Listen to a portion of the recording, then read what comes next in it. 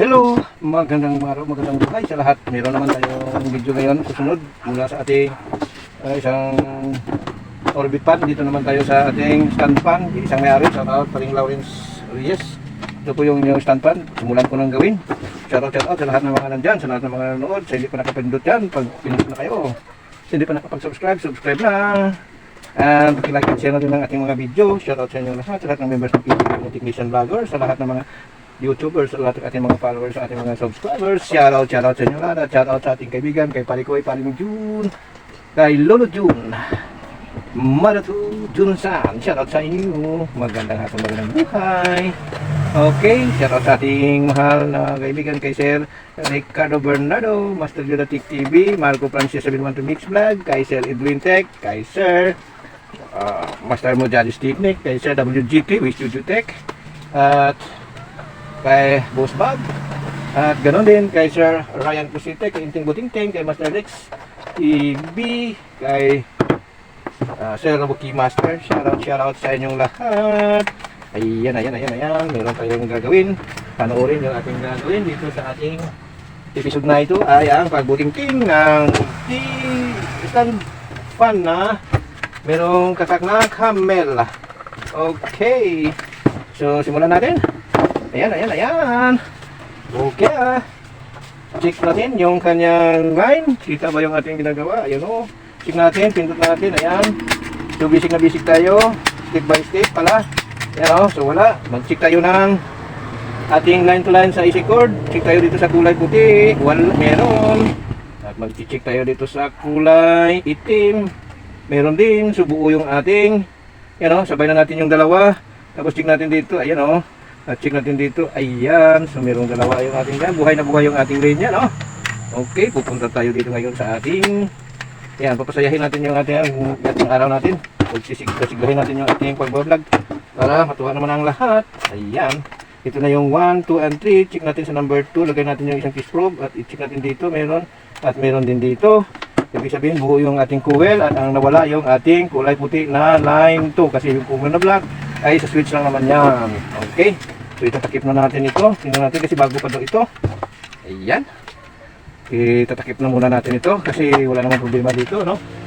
Okay, bilisan na natin kasi marami tayong gagawin. Kakabuli natin yung oras kasi yung ating mga nakaraang buwan ay hindi tayo nakagawa dito sa ating shop kasi nga ay nagtulong tayo sa paggawa ng ating bahay.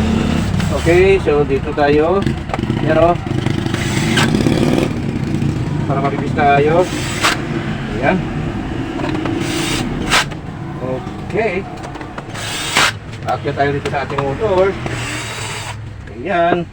At dito walang screw. Okay. Ayan. Dito na tinanggal ito. Pinalusot ko lang dito sa butas ng kanyang takip. Para mabibis tayo. Ano? Ayan.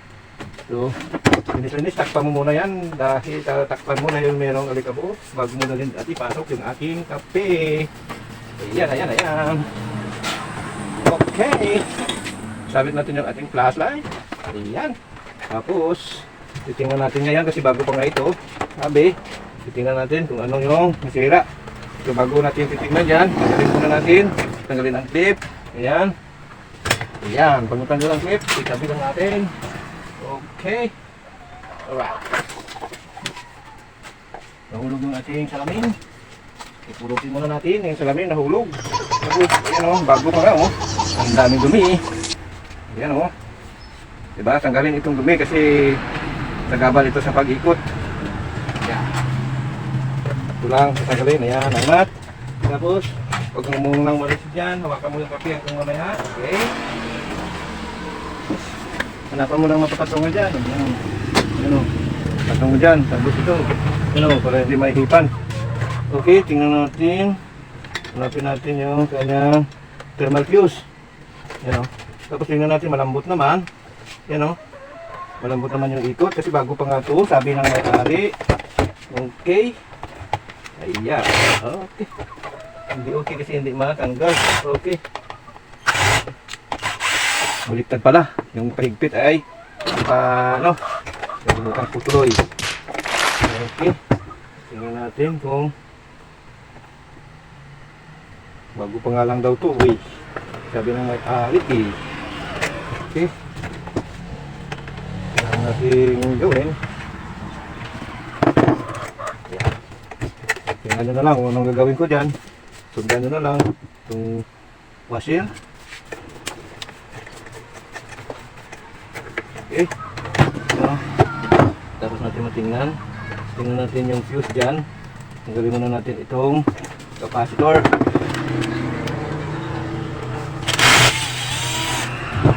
Okay. Yan. Pagkatapos natin natanggal ang capacitor, tanggalin natin ito ang kanyang kit. Yan.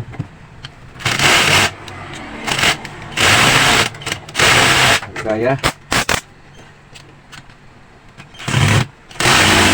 Wala. Wala.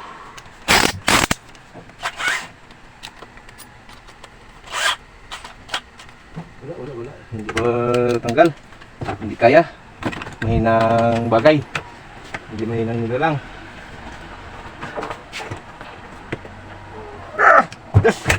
Eh. Ano ang gagawin kapag wala ka na?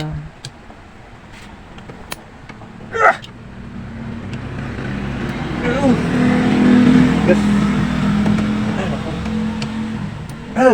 Wala. Yes. Ano ang gagawin natin kasi matigas nga siya, no? Hindi natin kaya ano. So dahil matigas siya, dito na naman tayo matatagalan kasi matigas tanggalin. O, di ba? Ikutin natin yung kanyang fuse.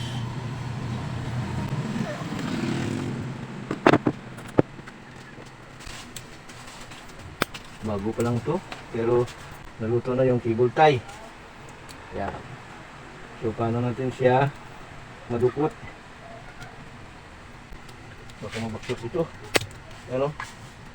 Malutong na yung kanyang cable tie. So, yan. Hindi natin mabuksan. Ano yan? So para hindi mabaklas, talian muna natin ang isang cable tie. Dito.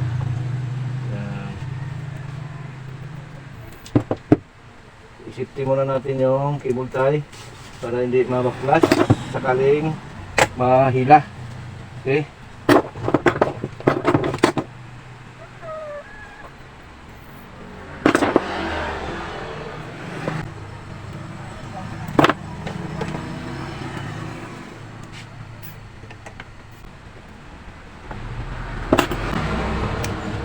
Okay. So may protection na tayo na hindi mababaklas pag nahila. Yan. Kaso lang mahirap dukutin tong ano kasi may nakatali na fish paper, may nakabalot na fish paper. So ang gagawin natin dito para madali tayo, hanapin natin yung isang wire dito. Okay, putulin ko yun dyan para makita ko yung wire. Tingnan natin yung kanyang capacitor kasi bakit naputol yung thermal fuse. Malambot naman, ayan malambot naman. Bakit naputol yung thermal fuse? Bago pa daw ito, tingnan natin yung kanyang capacitor kung buo pa. Gamit tayo ng capacitance. Tago muna natin to para walang sagabal. Tapos dito, tingnan natin. Dito tayo mag-reading sa capacitor. Tingnan natin. Aray ko, natinik pa. 1.6. Okay, may 1.63. 1.67 yung kanyang number ay 2 microfarad. Yan o. 2 microfarad pero 1.67. Yan o. Yan yung mga kaganapan dito. Oh, yan o, 1.65. Oh, bago pa. Pero hindi na ano. Tapos, check natin yung lagyan natin sa number 2 sa gitna. Number 2 tayo, number 2. Tingnan natin kung ano yung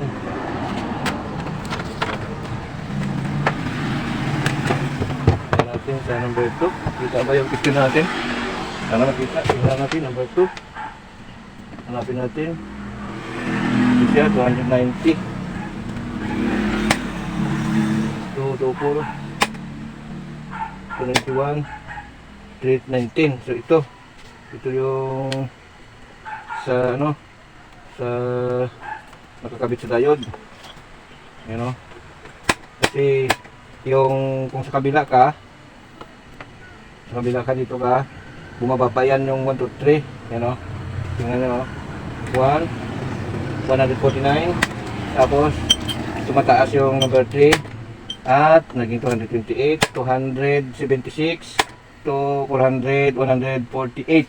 So pag yung running coil na nakakabit sa capacitor ay siya yung malagyan mo ng tester, pag 1 mababa, 2 tumataas, 3 lalong tumaas yung kanyang resistance. Pero pag yung isa nasa capacitor, halimbawa dito yung ito capacitor, pag number 1 ay mababa, pag number 2 bumababa ang ano, mataas yung number 1, 319 ohms. Pag number 2 ay 291, pag number 3 ay 240. Ibig sabihin, ito yung nakakabit sa fuse natin. So lagyan natin ng fuse yan. Okay. Dahil nga hindi na natin lulukutin to, matigas yung 4 na screw, para hindi na tayo magtanggal dyan, dito tayo magpapalit ng fuse. Dito tayo maglalagay ng fuse. Okay. So ito, tingnan natin. Yan. So gagawin natin, dito tayo sa capacitor. Tingnan nyo, kasi nag-shortcut ako, pero lalagyan ko pa rin ng fuse. Dahil ang fuse, makikita natin, kung di natin nalagyan ng fuse ito, or thermal fuse ang tawag natin, dahil napuputol yan sa pamamagitan ng init. So kung mapapansin natin dito, yung ating cable tie ay malutong, sunog na. Ibig sabihin, umiinit itong kanyang motor, kaya may tendency or may possibility na masusunog ito kung walang thermal fuse. So lalagyan natin ng thermal fuse. Lalagyan muna natin ng wiring. Kuha tayo ng wire na gagamitin natin dyan. Wala akong spaghetti tube or spaghetti wire tube. Gamit ako ng shrinkable tube. Yan. Tapos ito isa, ubusin ko na ito, yung shrink tube natin, shrinkable tube. Yan. Okay. So, hindihan natin.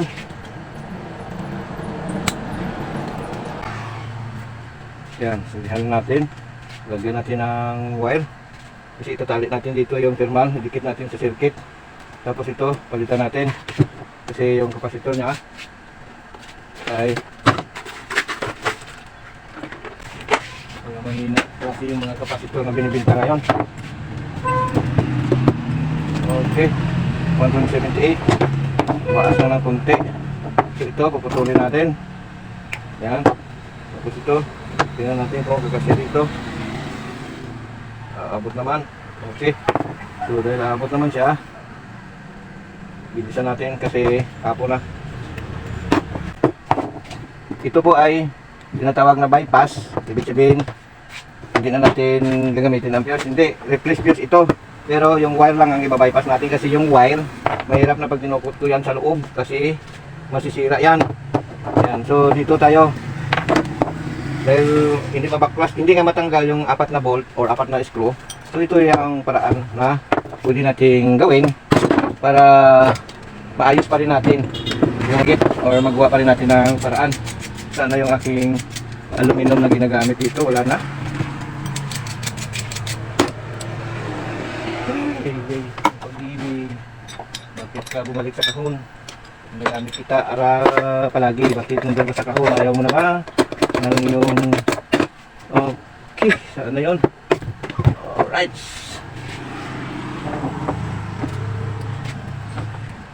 Okay, ganun. Okay, so ito dito yung maikli.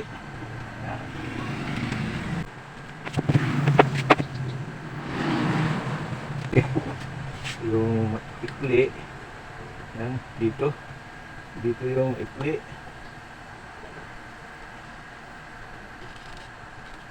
Ano? Ayaw.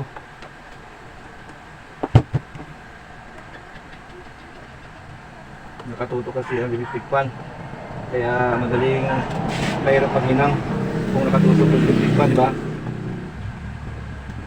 Oh, nahulog pa yung ano, yung ating soldering lead or tingga doon sa motor. Okay. Ano yan?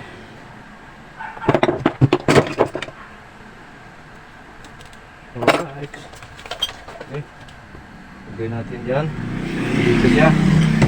Tingnan natin ang safety na hindi kuryente. Okay, so paano? Dito natin i-bluetooth. Yan. Ano? Sabi, anong ginawa mo, Andy? Delikado naman yan. Hindi yan delikado. Bakit? Lalagyan natin ng tamang balot yan. Yan o. Para ang yung ginagawa natin dito ay magre-repair, pero hindi tayo gagawa ng repair na makapahamak sa may-ari o makapahamak sa kapwa natin. Yung repair natin, ayusin natin at i-apply natin yung safety. Yan, apply natin ang safety. Takpan natin. Yan. Ano? Tapos natin matakpan. Lagyan natin ng safety yan para iwas kuryente. Ano? Kasi nga yung sa kanya ay wired, merong wire. Yung sa atin ay hinang. Kasi yan yung ano, yung nabibili natin na replacement. Yung nakahinang, walang wire. Yan, so ilalagay natin dito. Di ba? Yan o. Tapos, yan yung maiksi. Yan yung so magkasali pa pala tayo ng cable tie. Kapit muna natin ito. Yung maiksi, ito yung galing sa fuse yan. Tapos, yung isa, yung kulay yun. Kalimutan ko kulay puti. Kulay puti natin ang kulay puti. Yellow. So kulay puti ito. Tingnan natin, kulay puti. Babalatan natin o nawala na yung aking soldering tip. Ang sasabihin nyo na 15 minutes, gawa na, pera na. Ayan o. Walang tigil ang paggawa o. Ang pagkilos o. Bukan nyo kung makuha nyo ng 15 minutes yan. 15 minutes mapapaandar mo. Pero, hindi mo pa yan mabubuo. Ma-assemble. Hindi mo pa yan 15 minutes mahanap mo yung trouble within 15 minutes. Pero hindi mo pa yan ma-release. Kasi hindi pa testing. Hindi pa naibalik lahat ng diba? Tapos, mahala ka sa diskarte ko ito. Ganun. Pagkita natin dito yung paggawa ng electric pan. Gamit din ang fuse, yung sinasabi natin na bypass. Lagyan natin ang wire. Ano? Lagyan natin ang wire.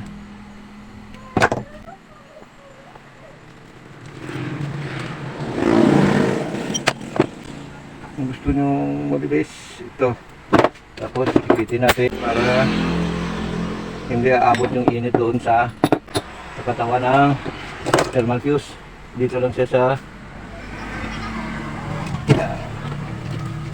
diba?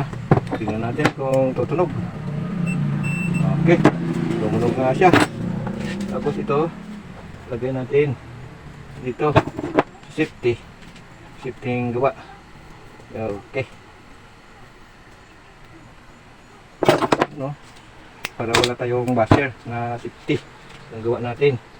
Tapos ito, dito yan, lagay natin siya dyan. Tuloy natin ito. Ano? Lagyan natin ng hinang. Huwag natin tagalan kasi maluluto yan. Ayan o. Tapos, yan, ilagay natin siya dito. Okay? Pwede natin siya na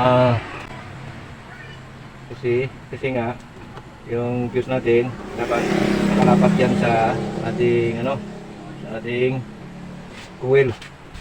Kasi nga hindi yan nakalapat, hindi yan mag-pick up yung ma-detect yung init. Kaya nga thermal fuse kasi siya yung ang sa init ng electric fan. Kung init na, mapuputol siya para maiwasan ang sunog. Okay. So ito, yan, dyan lang siya. At ito ay ilalagay natin doon. Ano?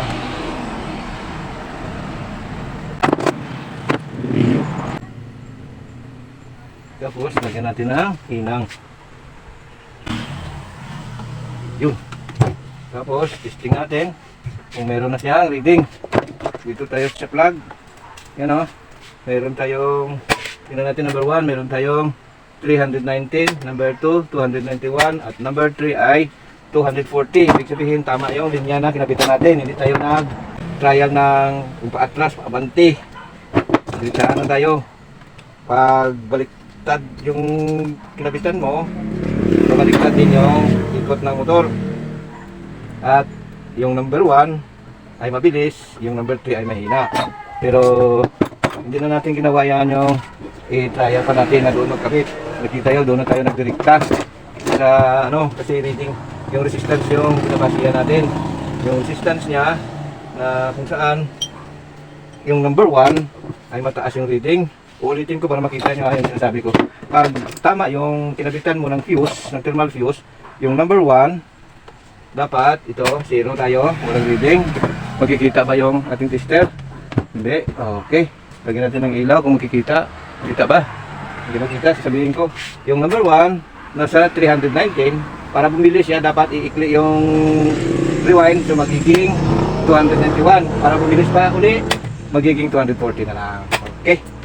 So, nalagyan na natin ng capacitor, naglagyan na natin ng thermal fuse, nalagyan na natin ng tape para safety.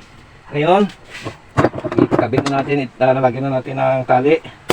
Tapos, dudukutin ko na lang kasi yung tali na yung nakabalot yan ay tatanggalin sana, kaso hindi nga makakuha yung screw na 4, tigas. So hindi na lang natin tinanggal yan dyan.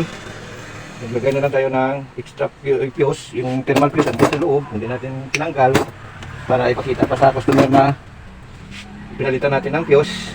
Yung video natin na ito yung pinaka-ebidensya na naglagay tayo ng fuse at naglagay tayo ng capacitor. Yan o, kahit wala tayong sample. Kasi nga, ay makikita sa video pag pinanood nila sa YouTube or mag-request sila, i-print natin. Yan. O, diba? So, yung dito, kasi nga, kailangan natin gumawa ng paraan para matalian natin. So, ang pinagawa ko na lang dito ay dukot-dukot na lang. Okay? Yan o, dudukutin na lang natin. Tingnan natin kung magpapasok dito. Ayan, pwede. So, dito tayo magpapasok. Yan o. Diba? So, ipapasok din natin siya dito. Papasok doon. Paraan na lang to, mga busing. Yan o. Yan. Kasi, hindi tayo pwedeng magbukas. So, dukot-dukot na lang. Alright.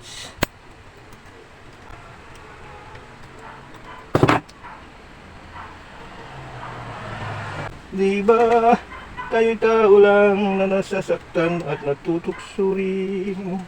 Yan o. Dukot-dukot na lang para maipasok natin yung cable tie. Yan o. So, bawat technician ay may kanya-kanyang paraan sa paggawa. Pinalitan natin yung cable tie kasi malutong na yun. Yan. Alright.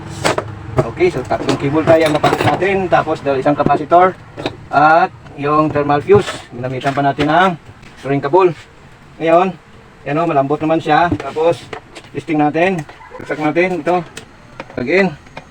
Ayan, na-plug in na. Kung natin, bang. Ayan o, umikot na. Alright. Ayan o. Marinig ba? Okay, hindi marinig. Lagyan natin ang tape para makikita nyo na umikot na yung ating ginawa. Ayan o. Pupunan natin. Lagyan natin ng tape. Yan. Lagyan natin, ayan o, umikot na, 1, 2, 3. Tapos titingnan natin kung meron siyang short circuit. Tingnan natin dito kung may grounded yung ating ginawa. Aray ko, natinik pa. Relax, abansita. Okay, ito yung plug. Yan siya.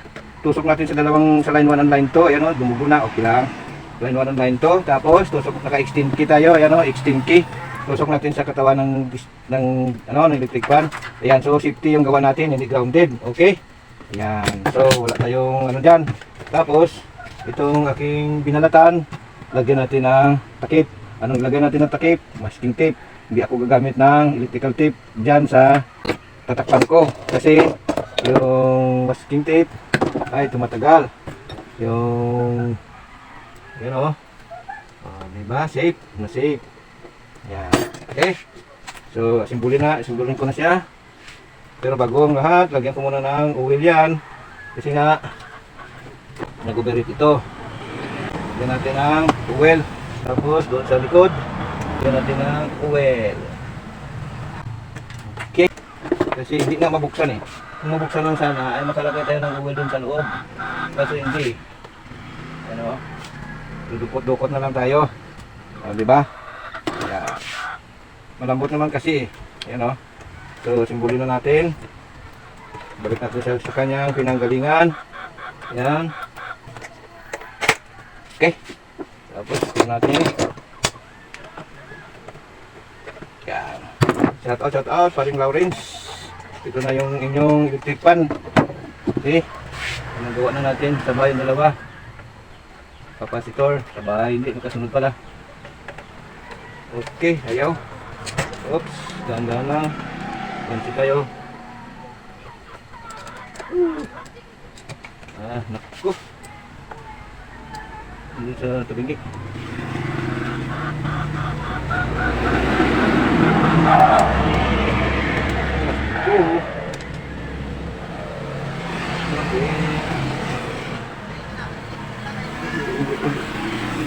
Hindi nga matanggal eh. Naglulukok balik lang na ito. Hindi naman ito sa kanya eh. Kaya hindi papasok yan dahil malaki yan. Saan yung isang maliit? Ito pala eh. Kaya pala hindi papasok eh. Yan o. Ayun. Diba? Tapos itong isa. Baliktad ito. Yung thread niya ay counterclockwise. Clockwise yung kanyang pag-igpit.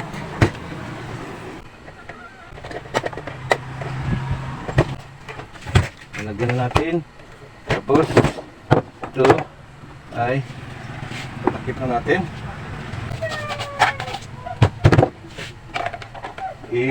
Palusutin din natin dito. Ayan o. Kasi dyan sa kanina nang galing. So dyan din natin siya ibabalik. Ayan o. Yan. Dyan siya nang galing. Dyan din siya ibabalik. Alright. Ayaw. Kasi hindi tumama sa butas. Saan yung butas niya? Ayan o. Ayan. Lilinisin natin yung kanyang mga gamit doon sa labas. Okay.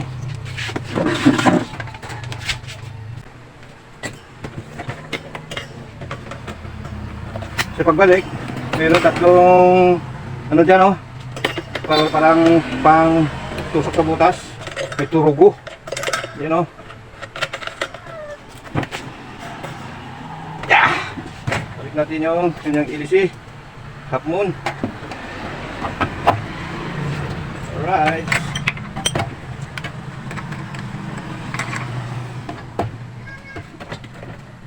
Okay.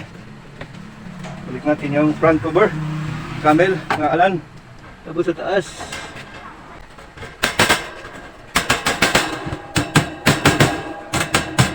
Bago pa daw ito. So, panggalin na natin. Saksak. Tapos, i-power on. Yan o. Number 1. Okay, yan na yung kanyang number 1. Hindi pa makita. Hindi na makita. Ayan yung kanyang number 2. Ayan. Okay, ayan yung number 3.